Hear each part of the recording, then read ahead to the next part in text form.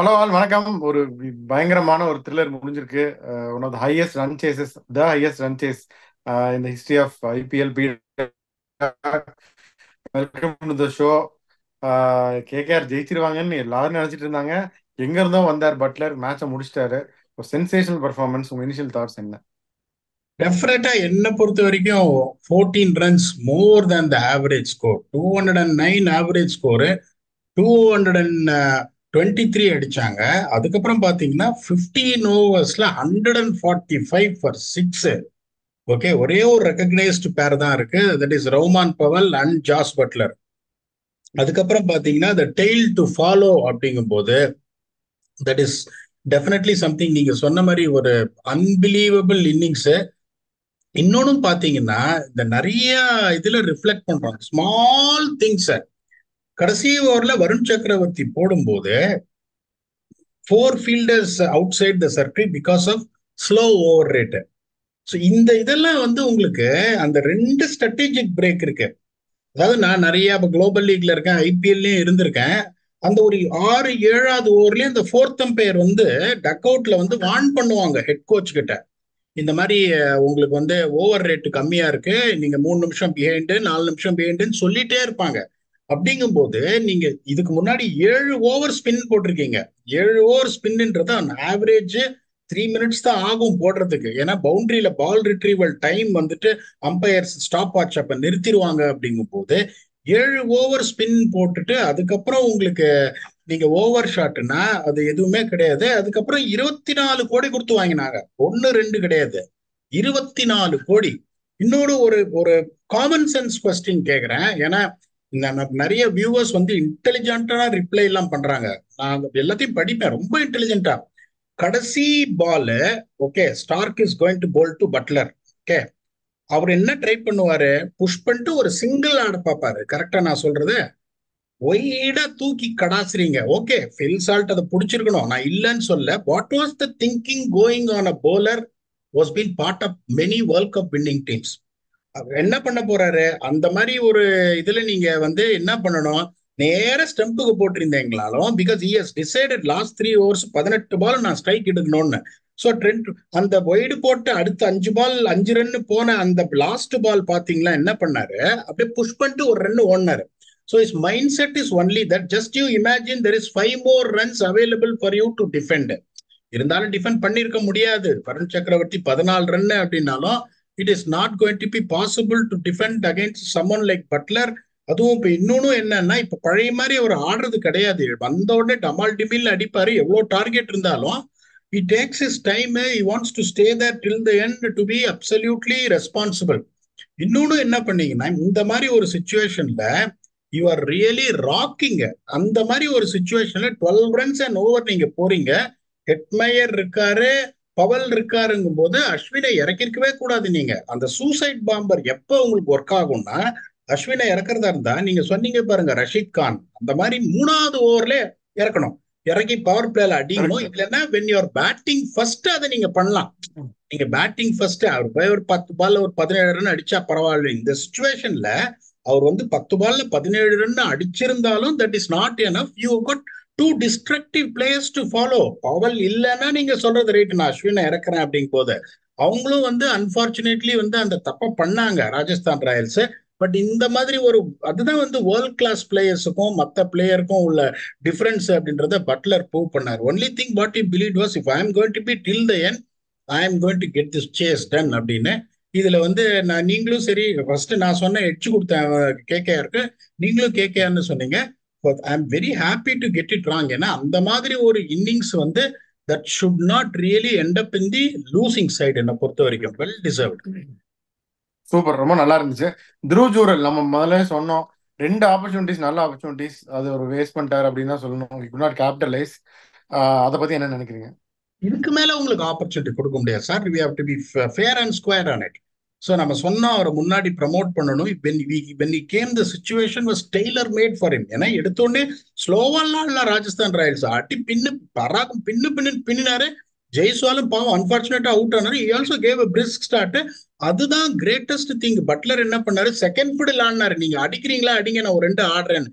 So அந்த சுச்சுவேஷன்ல உங்களுக்கு பட்லர் மாதிரி ஒரு ஆள் என்ன பண்ணிருப்பாரு, இவரு செகண்ட் ஃபிடில் ஸ்லோவா ஆட ஆரம்பிச்சிருந்தா அவரு எக்ஸ்ப்ளோர் பண்ண ஆரம்பிச்சிருப்பாருங்கும் போது பிரஷர் கம்மி துருவ் ஜுரலுக்கு. ஸோ அப்ப அவர் என்ன பண்ணிருக்கணும், he should have taken the advice from Buttler what to do. நான் தள்ளி ஆடட்டுமா இல்ல நான் அடிக்கட்டுமான்னு கேட்டு அது தகுந்த மாதிரி ஆடி இருக்கணும். இதுக்கு மேல வந்து உங்களுக்கு unfortunately you won't get any opportunities and no one can be blamed for that. They have promoted him, they have given him opportunities, but unfortunately, even though he has got lot of talent, let us not remember that he's won the Test series against England. I could say that most contribution, percentage of contribution should go to Dhruv Jural, but unfortunately, he has not taken the opportunities in his hands. இதுக்கு மேல நீங்க management blame பண்ணவே முடியாது. Correct. So KKR இன்னும் என்ன பண்ணியிருந்துக்கலாம் இந்த match ஜெயிக்கிறதுக்கு? 220 run அடிச்சிட்டாங்க, டீசெண்டா தான் போட்டாங்க. இதுக்கு மேல ஜெயிக்கிறதுக்கு என்ன பண்ணியிருந்திருக்கலாம் சார்? 145க்கு 6-15 ஓவர்ல நீங்க 24 கோடி கொடுத்த போலர் உங்களுக்கு லயபிலிட்டின்னா, இப்ப நான் உங்களுக்கு வந்து அனாலிசிஸ படிக்கிறேன். See the first and foremost thing, இப்ப நாங்க இப்ப என்ன சொன்னோம்னா ஸ்பின்னர்ஸோட அட்வான்டேஜ். கேகேஆரோட ஸ்பின்னர்ஸ் வந்து 8 ஓவர்ல 66 ரன் 4 விக்கெட். ஓகே, ராஜஸ்தான் ராயல்ஸோட ஸ்பின்னர்ஸ் 8 ஓவர்ல 103 ரன் 1 விக்கெட். ஓகே, சி நீங்க 160 ரன் மீதி வந்து you have given 160 runs in 12 overs அப்படின்னா இது வந்து லாஜிக்கே கிடையாது. இதுக்கு மேல நீங்க என்ன எதிர்பார்க்க முடியும்?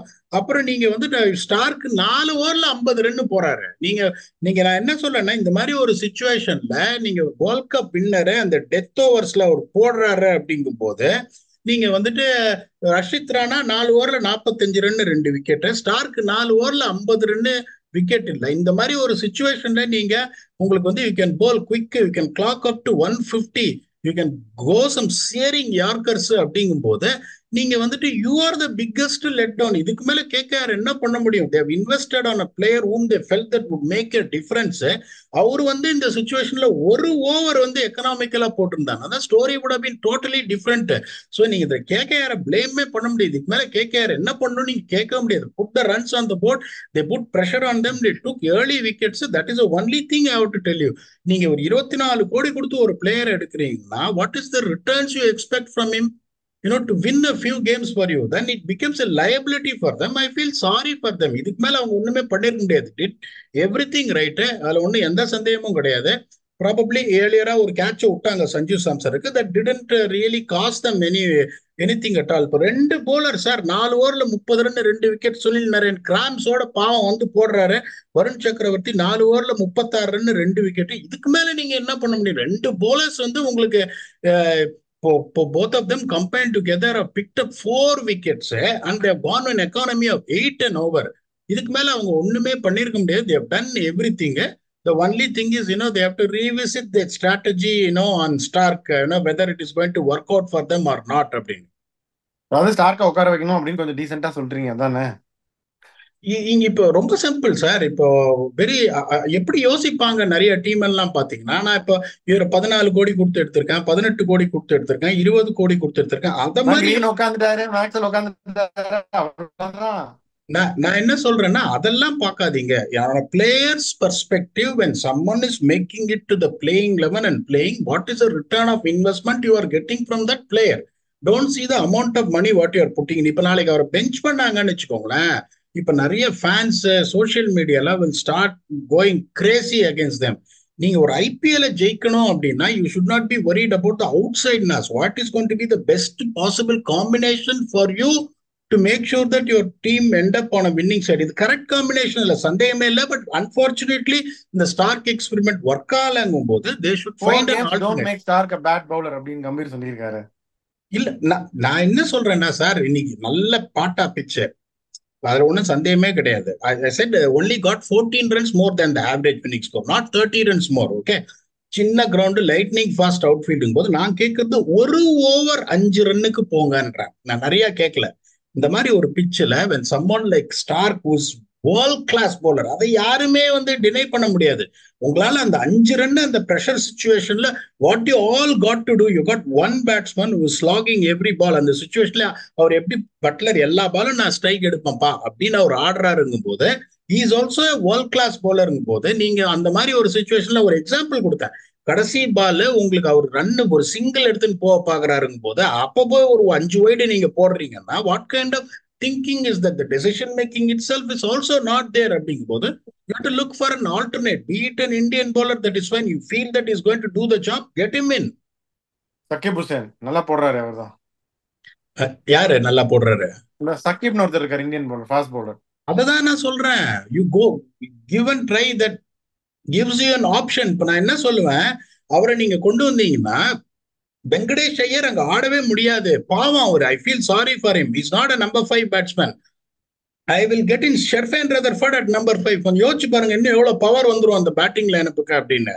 சோ நீங்க என்ன பண்றீங்க, கம்பல்சரியா Venkatesh, Nitish Rana is someone who can bat at number 5, but not really, this fellow who can bat at number 5, because you're wasting the resources அப்படிங்கும் போது I fortunately believe that that's what the route they should take. They should get Sherfan Rutherford, which is going to make their team even more stronger, is my humble opinion.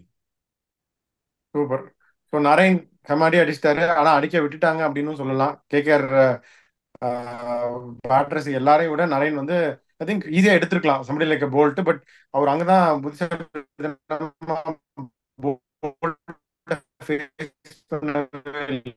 ரெண்டு ball தான் face பண்ண. Innings நல்ல innings, absolutely nothing to take away from him. But அவர் வந்து RR கொஞ்சம் நிறைய அடிக்க விட்டாங்களா? To be very honest with you, someone like Narain, அவர் என்ன பண்ணுவாரு, is going to back off. He's not going to stand in the stumps. He's going to expose your stumps and he's going to swing. அதுல வந்து எந்த சந்தேகமே கிடையாது. The strategy that is employed, I feel, is not up to the mark.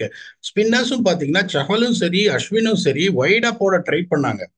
வைடா போட்டு fuller லென்ஸா வேற போட்டாங்க. அவர் அங்கேருந்து ரீச் பண்ணி அடிச்சுனே இருக்காரு, திருப்பி அங்கேயே போட்டுன்னு இருக்காங்க. I'm not taking any credit away from Narain, because Narain is someone who has opened the batting in the past and he has scored runs also. இந்த 3-4 வருஷம் 5 வருஷமா அவர் பேட்டிங் ஓபன் பண்ணல. அதே மாதிரி பின்னாடிதான் வருவாரு, பெருசா எந்த ரன்னுமே அடிக்கல. ஒரு ஸ்டாட்ஸ் போட்டாங்க, 2021 ஐபிஎல் எவ்வளவு அடிச்சிருக்காரு, 2022 ஐபிஎல் எவ்வளவு அடிச்சிருக்காரு, 2023 ஐபிஎல் எவ்வளவு அடிச்சிருக்காரு. எந்த ஐபிஎல்லையும் 100 ரன் கூட அவர் அடிக்கல. அப்படிங்கும் போது உங்களுக்கு வந்து someone is sitting on the same zone again and again. The strategy has to be revisited. I feel that he was fed up, to the strengths where he was by both fast bowlers and spinners என்றதான் என்னோட தாழ்மையான கருத்து. But not to take any credit away from Sunil Narain or the management who believed in him, which nobody would have believed. அவர் வந்து வயசும் ஆயிடுச்சு, அவருக்கு ரிஃப்ளெக்ஸும் போயிடுச்சு, அப்படி எதுவுமே யோசிக்காம அவர் ஓப்பனிங் இறக்கி விட்டு எத்தனை மேட்ச் அவர் டேமேஜ் பண்ணியிருக்காரு. So the credit has to B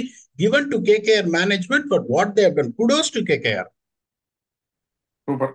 so I think ஒரு எக்ஸ்ட்ராடனரி மேட்ச். ரெண்டு டீமே ஐ திங்க் மற்ற மேட்ச்லாம் கம்பேர் பண்ணும்போது kind of mistakes made comparatively lesser தான். ஒரு thoroughly entertaining match. I think both teams played well. We should appreciate both teams. Better team won, அவ்வளவுதான். So இந்த மேட்சை பத்தி உங்க ஃபைனல் தாட்ஸ் என்ன? ஸோ ரொம்ப சிம்பிள். இந்த டேபிள் டாப்பர்ஸ் ஆடினாங்க. என்ன என்டர்டெயின்மெண்ட், கான்டெஸ்ட் எவ்வளவு க்ளோஸா இருக்கும்ன்றத இந்த டேபிள் டாப்பர்ஸ் வந்து காட்டிட்டாங்க. ரொம்ப simple. One thing we said that it is going to be a close contest. It's not going to be one sidedன்னு இவ்வளோ க்ளோஸா வரும்னு நான் எதிர்பார்க்கவே இல்லை. That is how you maintain your standard when you are standing in 1 and 2. அப்படிங்கும்போது Rajasthan will be mighty relieved now the way they are stand. அவங்க ஒரு இடிச்சிட்டாங்க பிளே ஆஃப்ஸ் இதை. But still if you see இந்த லாஸ்ட் 3 கேம்ஸ் பாத்தீங்கன்னா ஜெயிக்க வேண்டிய ஒரு match தோத்தாங்க.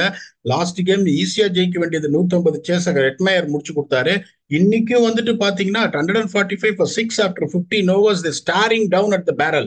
அங்கேருந்து வந்து ஜெயிச்சு கொடுத்தாங்க. அப்படிங்கும் போது they have to see that where they are going wrong, in their technical perspective. ஏன்னா உங்களுக்கு வந்துட்டு என்ன சொல்றீங்க, when you come to playoffs you got only one chance. அப்படிங்கும் போது you have to make sure that where you are going wrong, how are you using your bowling resources, that is very very important. Even though the wicket is flat, 223 for according to me is slightly on the higher side, which they have to work on. So இன்னைக்கு ஒரு 200க்கு restrict பண்ணியிருந்தாங்கன்னா that is perfectly fine.